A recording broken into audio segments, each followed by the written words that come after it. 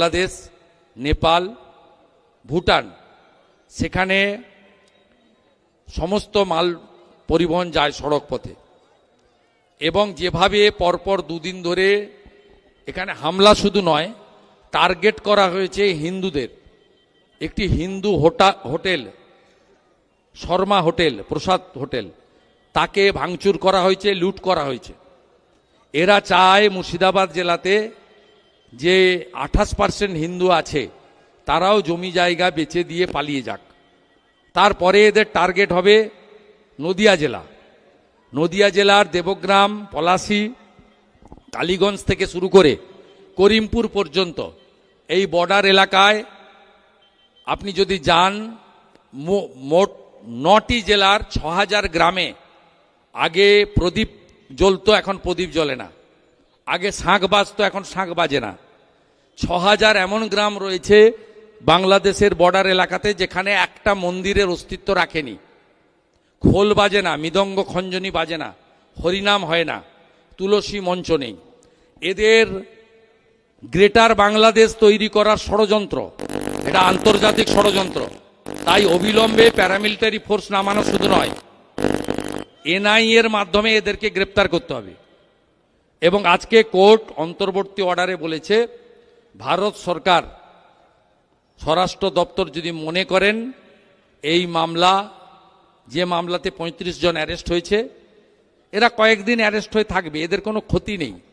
এদের নেতা, এখন এদের নেতা হয়েছে হুমায়ুন কবির, ধরা পড়েছে আসাউদ্দিন ওয়াইসি, মমতা ব্যানার্জির হাতের বাইরে চলে গেছে। আর ওর পুলিশ তো এদের দেখলে কিছু করবে না, নয় টেবিলের নিচে ঢুকবে, নয় শাটার নামিয়ে ঢুকে পড়বে ভিতরে। এটাই হচ্ছে এদের কাজ, দর্শকের ভূমিকা নেয়।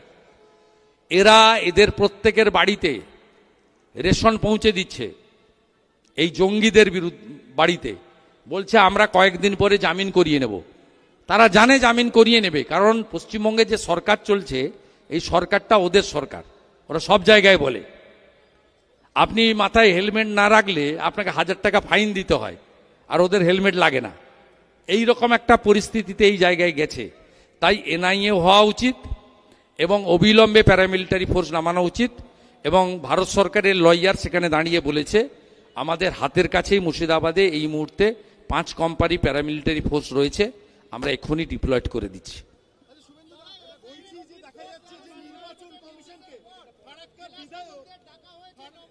দুজন বললে কার উত্তর দেব?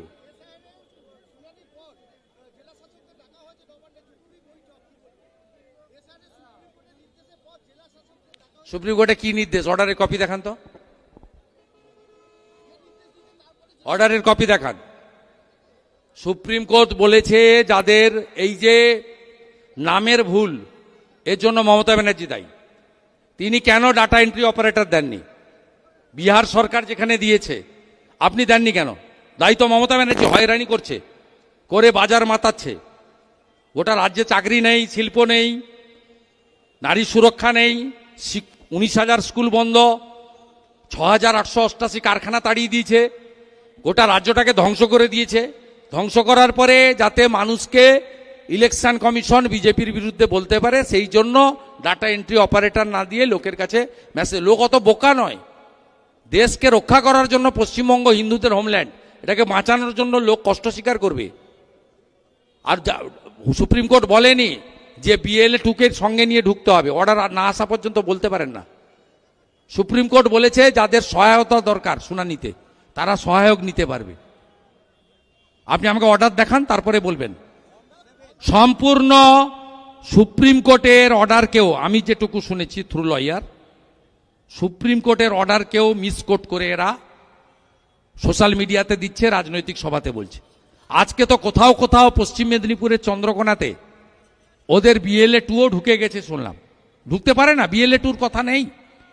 যারা শুনানিতে, যারা কাগজপত্র নিয়ে সহায়ক চান, তার বাড়ির ছেলে হতে পারে, ভাই হতে পারে, বন্ধু হতে পারে, আত্মীয় হতে পারে, সেই সহায়ক নিয়ে যেতে বলেছে। সহায়ক মানে BLA 2 নয়। সুপ্রিম কোর্টের মূল অর্ডার আসতে দেন। আমিও নিজে অর্ডার চোখে দেখিনি, তাই সুপ্রিম কোর্টকে নিয়ে কোনো কমেন্ট করবেন না।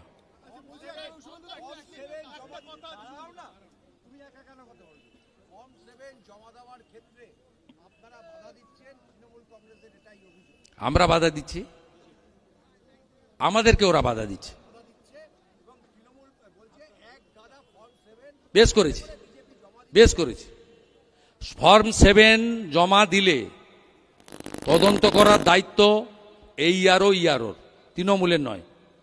যে বেআইনি ভাবে মমতা বন্দ্যোপাধ্যায়ের পাঠানো পুলিশ এসপি ইনচার্জ পূর্ব মেদিনীপুর, তিনি যে কায়দায় তার মুখ্যমন্ত্রী এবং ডিজিকে খুশি করার জন্য 7 দিনের পিসি চেয়ে বিজেপির পঞ্চায়েতকে জেলে পাঠিয়েছেন, পারেন না করতে। এটা আরপি অ্যাক্টের আওতায় আসে, বিএনএস এর আওতায় আসে না। আমরা হাইকোর্টে চ্যালেঞ্জ করছি, উত্তর ওখানে দিতে হবে, এবং ইলেকশন কমিশনকে পার্টি করছি আমরা। পারেন না করতে।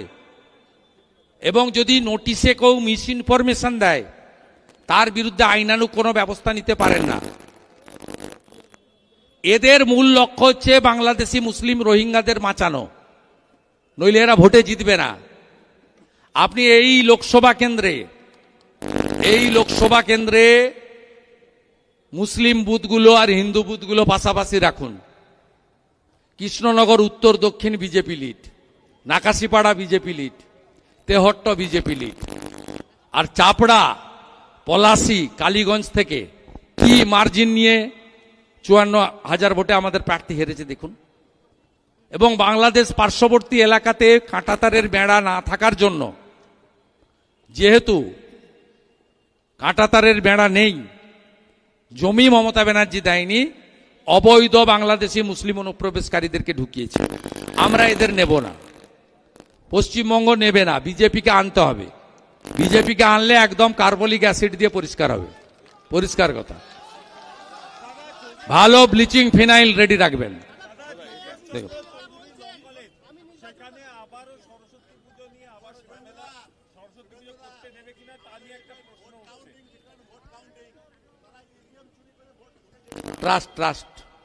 Trust BJP.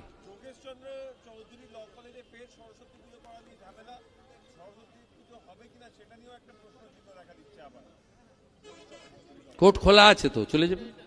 এ সরকার যতক্ষণ থাকবে হিন্দু ধর্মাচরণের ক্ষেত্রে বাধাপ্রাপ্ত হবে।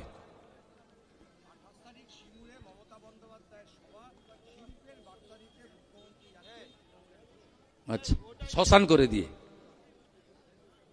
উনি একবার গিয়ে সর্ষে ছড়িয়েছেন, একবার গিয়ে জেসিপি দিয়ে গর্ত খুলেছিলেন মাছ চাষ করবেন বলে। ওখানে মাছ চাষও হয়নি, সর্ষেও হয়নি, ধানও হয় না, আলুও হয় না, আর রতন টাটাকে তাড়িয়েছেন। বিজেপিকে আনলে টাটাকে ফিরিয়ে আনার দায়িত্ব আগামী দিনে পশ্চিমবঙ্গের বিজেপি সরকারের।